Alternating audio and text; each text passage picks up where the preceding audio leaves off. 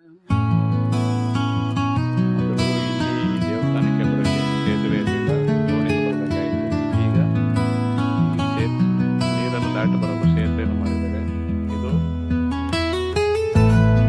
ಹರಿಯುತ್ತಿರುವ ನೀರು. ಮತ್ತು ನಾವೆಲ್ಲ 25 ವರ್ಷದಿಂದ ಎಪ್ಪದಲ್ಲಿ ಬರ್ತಾ ಇದ್ದೀವಿ. ಈಗ ಸೇತುವೆ ಮಾಡಿದ್ದಾರೆ.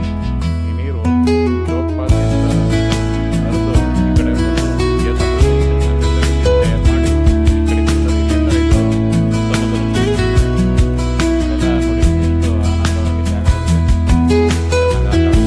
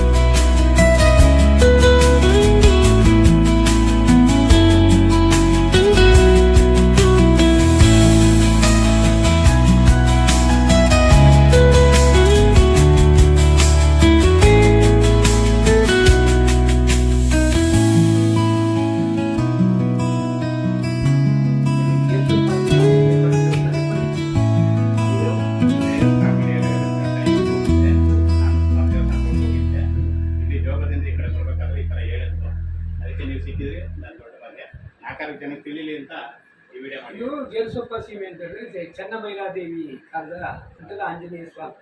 ಅರ್ಥ ಆಯ್ತಾ?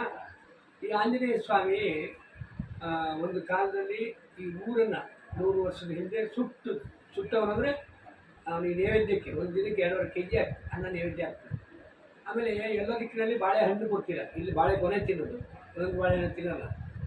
ಆಮೇಲೆ ಇವರು ಗಂಧ ಪ್ರಸಾದ ನಿನಗೇನು ಕೊಟ್ಟನಲ್ಲ ಪ್ರಸಾದ, ಸಂತತಿ ಇದ್ದವರಿಗೆ ಸಂತತಿ, ಸಮೃದ್ಧಿ ಇದ್ದವರಿಗೆ ಸಮೃದ್ಧಿ. ನಂಬಿಕೆ ಇಟ್ಟವನಿಗೆ ಮಾತ್ರ, ನಂಬಿಕೆ ಇದ್ದವನಿಗೆ ಅದೇನು ಆಗಲ್ಲ. ನಂಬಿಕೆ ಇಟ್ಟವನಿಗೆ 20 ವರ್ಷ ಮಕ್ಕಳಾಗಿದ್ದರು ಆ ಗಂಧ ಪ್ರಸಾದ ಗಂಡ ಹೆಂಡತಿ ಬಂದು ಪ್ರಾರ್ಥನೆ ಮಾಡಿ ಕೊಡ್ತೀವಿ. ಪ್ರಾರ್ಥನೆ ಮಾಡಿ ಕೊಟ್ಟು ಅವರು ಅಷ್ಟೇ ಭಕ್ತಿಯಿಂದ ಸ್ವೀಕಾರ ಮಾಡಿದ್ರೆ ಒಂದು ಸಂಜೀವಿನಿ ಹಿಡ್ಕೊಂಡಂಥ ಆಂಜನೇಯ ಮತ್ತು ಅಭಯಹಸ್ತ ಎಲ್ಲರಿಗೂ ಆಶೀರ್ವಾದ ಮಾಡ್ತಾರೆ. ಅವನು ಡ್ರೈವರಿಗೆ ಬೇರೆ, ನಿಂಗೆ ಬೇರೆ, ನಂಗೆ ಬೇರೆ ಇಲ್ಲ. ಆಂಜನೇಯನ ಅನುಗ್ರಹ ಎಲ್ಲರಿಗಾಗಲಿ. ಬಂದಾಗ ಗೇರುಸೊಪ್ಪು ಆಂಜನೇಯನ ಅನುಗ್ರಹ ಪಡ್ಕೊಂಡು ಶರಾವತಿಯ ನದಿಯ ದಂಡೆಯಲ್ಲಿದೆ. ಅರ್ಥ ಆಯ್ತಾ? ಗೇರುಸೊಪ್ಪ ಸೀಮಾ ಮೂಲ ಮುಖ್ಯ ಪುರಾಣ ದೇವರ ಸನ್ನಿಧಾನ. ಆಯ್ತಾ? ದೇವರು ಸರಿಯಾಗಿ ಮಾಡು, ಸರಿನಾ?